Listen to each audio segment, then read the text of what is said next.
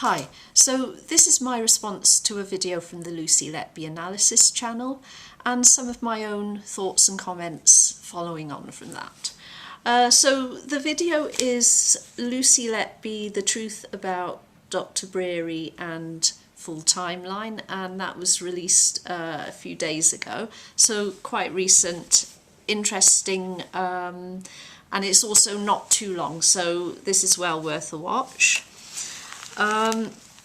So he talks about obviously the timeline and Dr. Breary's role, and some things of interest popped up for me. So some of these things I've probably touched on before and other people have touched on before, but it's always worth going over these things again because you're going to get some common factors coming up time and time again, and I think this is important in this case to help us get to what the common factors are, what the truth likely is, because this is such a complex case.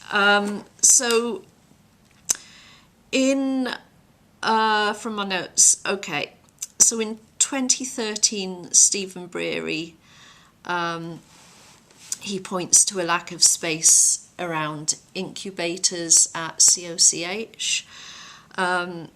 So looking forward, that would mean if there was a lack of space, I mean, quite apart from the hygiene issues, if everyone is, crowded around an incubator, obviously trying to rescue a baby that's collapsed, you're not going to be able to see anything very well. So you're not going to be able to necessarily see who is where and whose hands are going where. If you're at the next incubator, for instance. So that might cloud the evidence that was given in court. In March 2014, very sadly, Noah Robinson died. This has been covered in other videos, but apparently there are questions surrounding his death. Now, this is not seen as having anything to do with Lucy Letby. This has never been brought up in the trial or anything like that, but it is just, this seems to have been, let's say, some sort of catalyst. So in 2015, it is noticed that the neonatal unit is in March is understaffed. A blood gas monitor is found to be faulty, and this continues right up to June of 2016, which is shortly before Lucy Letby is removed from the unit to clerical duties.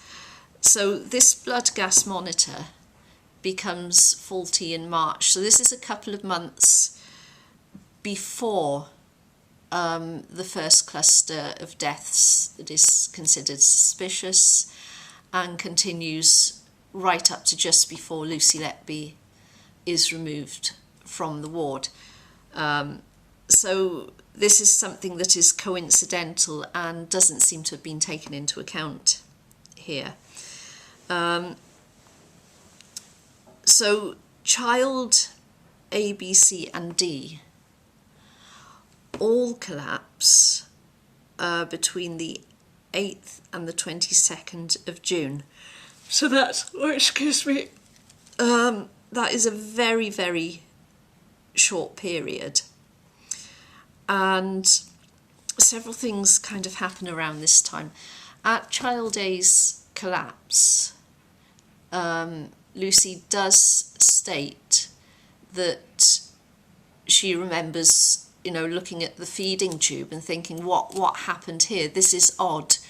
Has something gone wrong with the feeding tube? So this is when she was supposed to change the bags that delivered the glucose, you know, for the baby. And the baby suddenly collapsed, and she does recall noticing, and I think commenting at the time, that this was strange. So the very first of these allegedly suspicious incidents, that caught her attention. I don't think she felt it was necessarily suspicious at that time, but it certainly did catch her attention as, this is odd. What happened here? This is unusual. So at around the same time, JRM, I think it's either 2 weeks before or 2 weeks after baby A, he has a paper on air embolism on his desk. And this is actually commented on, I think, was it by Aaron Powell? It wasn't Stephen Breary, I know that, but it was someone else going, what is that doing on your desk? Well, why have you got that? Which leads me to ask, exactly when did Dewi Evans actually get involved in all of this? Who was he known to? Who had the possibility of contacting him, and when? So I'm asking, you know, what else was going on at this time? So on the 22nd of June, and this is the same day the baby D collapses. This is when Stephen Breary links babies A, C and D, and suggests that there is a link between one member of staff who is present on all of these occasions. So from the 8th to the 22nd, that is like exactly 2 weeks. And, you know, this may actually be a responsible thing to do. Suddenly a lot of babies have died, collapsed. Could there be a link? But this is made very, very early on, so that is the timeline for that. I'm going to move forward a couple of years now.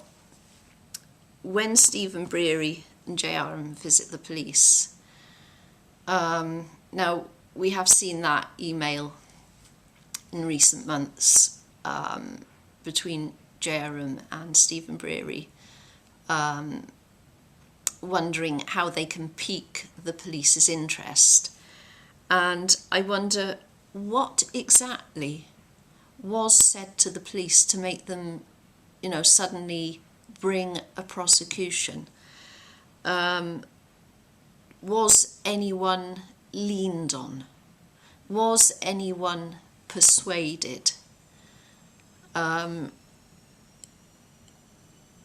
know, what exact conversations took place either on or off the record?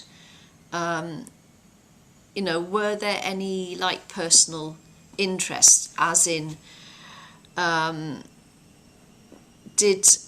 were any of these people known to each other either directly or indirectly through other colleagues outside of work?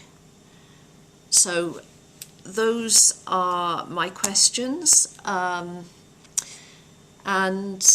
yeah, I see Lucy Letby Analysis has got another video out today, so I'm just beginning that. So yeah, please like, subscribe, and hope to see you in the next video.